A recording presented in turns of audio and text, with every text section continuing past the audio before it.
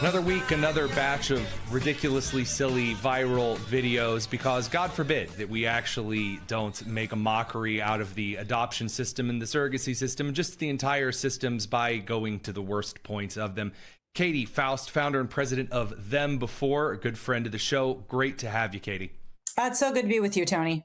Well, let's dive right in. I know that it's unfortunate that we have to see consistent examples of people thinking that parenting is some type of amusement attraction you can just kind of buy into if you're feeling into it. Give us a little bit of detail here. Well, I think the video that really caught everybody's attention was this, seen tens of millions of times image of a man kind of bouncing a baby on his chest. And he was saying, do you want dada or do you want pop? And the baby says, mama. This is like a 5-month-old baby. And he goes, no, no, no, you can't have mama. There is no mama. You can have dada or pop. And the baby starts crying. Hey, who do you want, dada or pop? Mama. No, mama. Do you want dada or pop?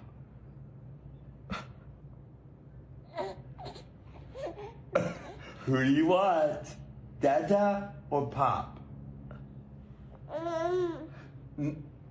No. Do you want dada? You want pop? No way, Jose. I think. Oh. There is no mama. I'm so sorry. You have dada and you have pop. Two choices. No mama. No.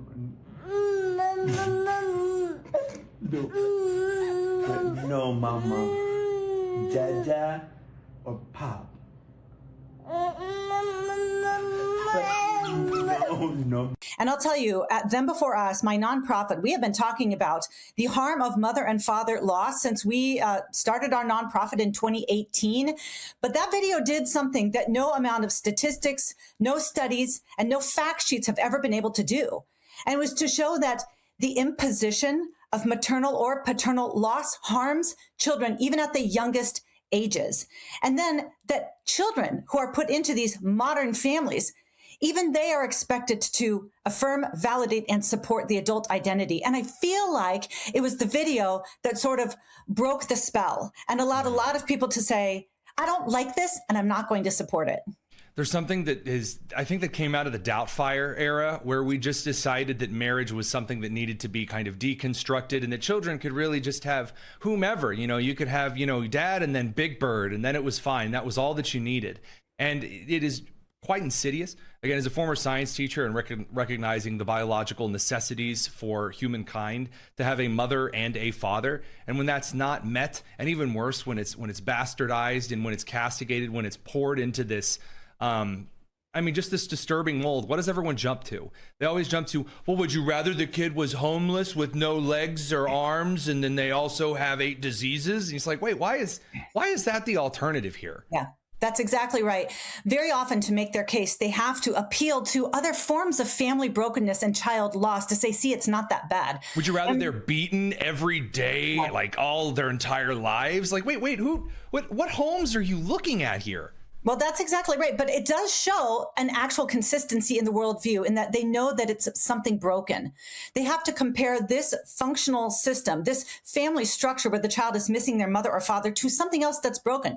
Well, there's all kinds of kids from divorced homes. Or are you saying single mothers can't be? Well, there's kids in the foster care. Yes, you are right. You are right to compare this situation with those other forms of child loss, because this is just a different manifestation of children being denied something that they are made for. What you really need to do is compare it to the ideal. What is the ideal? Unfortunately, it's that bigoted natural family. That natural family where the child doesn't have to lose their mother or father to be in that home.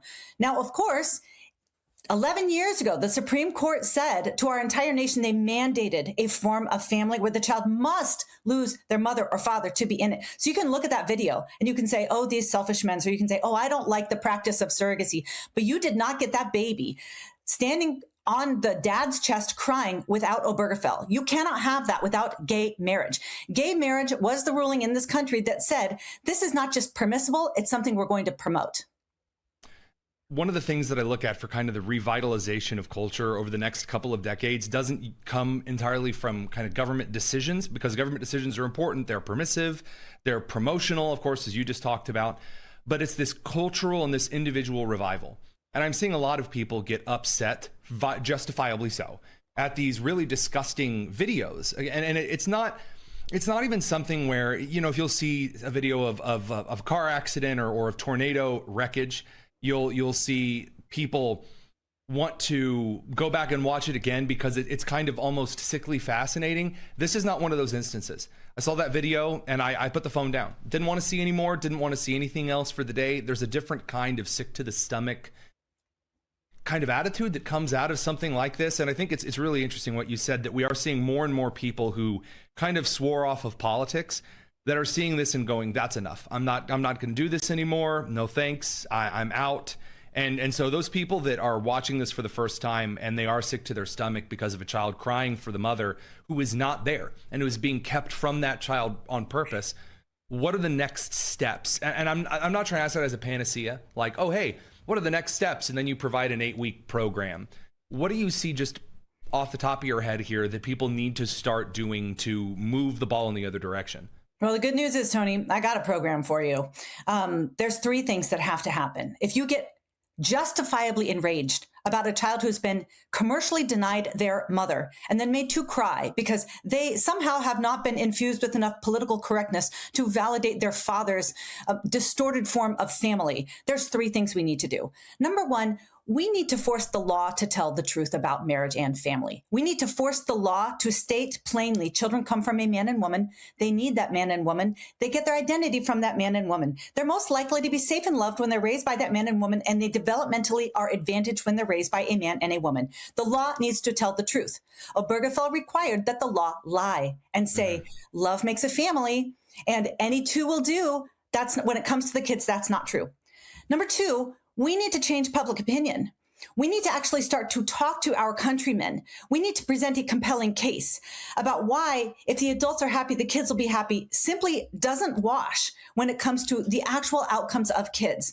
We've been studying family structure for decades, and we know what it takes to allow children to thrive. And it is, whenever possible, the marriage of their biological mother and father in a permanent low conflict relationship. We need to make the case. And then 3rd, the church has got to find its spine. True. The church is mandated with protecting the fatherless. But what's happening in the realm, culturally, legally, and technologically, in the world of marriage and family, is we are manufacturing fatherless and motherless kids. That is the domain of the church. That is where God's people have to start speaking up. So for the church to find its spine here, obviously that comes in a form of combating hedonism, because this any two will do as long as the parents are happy. There is and I'm going to get hate from the comments, I don't care, from a common generational flaw. So it doesn't mean everybody, but as much a crud as the boomers get, Generation X bought and sold this idea of never growing up. They got into the 80s and 90s, won the Cold War, and it was just eternal party. And it is a common theme that a lot of us in the millennial generation have parents who decided they just didn't want to grow up. They were just going to party. It was all about my pleasure and what I want to do and where I want to go and what I want to experience. And if you don't like that, too bad. And kids were cut, split, shipped, sent, divided, moved. And I've seen this too many times to sit here and suggest that this idea that the American dream is simply finding your quickest route to your next bite, drink, orgasm, movie, whatever. It's ruined this country. It has. That endless pursuit of pleasure has screwed over the lives of hundreds of millions of children, and it's only going to get worse if we don't directly address that. And I think you're right, by the means of the church. The name of my organization is Them Before Us, because someone's got to have to make a choice. Is it the kids that are going to sacrifice for us, the adults, so we can have that next orgasm, that next hit, that next bite, that next court case that validates, whatever it is that we want for the immediate moment? Or is it going to be us before them?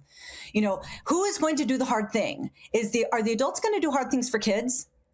That's a society characterized by justice. Right. For so long, we've said it's going to be the kids that sacrifice for adults. And that's why we're seeing such rampant injustice across the nation. I think that, again, right on point. This is one of the reasons why we recommend you go to Them Before Us, thembeforeus.com. Katy, I can't tell you how happy I am to actually finally get you on the show and talk about these things. We'll have to bring you back when we have a little bit more time and kind of shred through some of this stuff together. Great. Thanks for having me, Tony.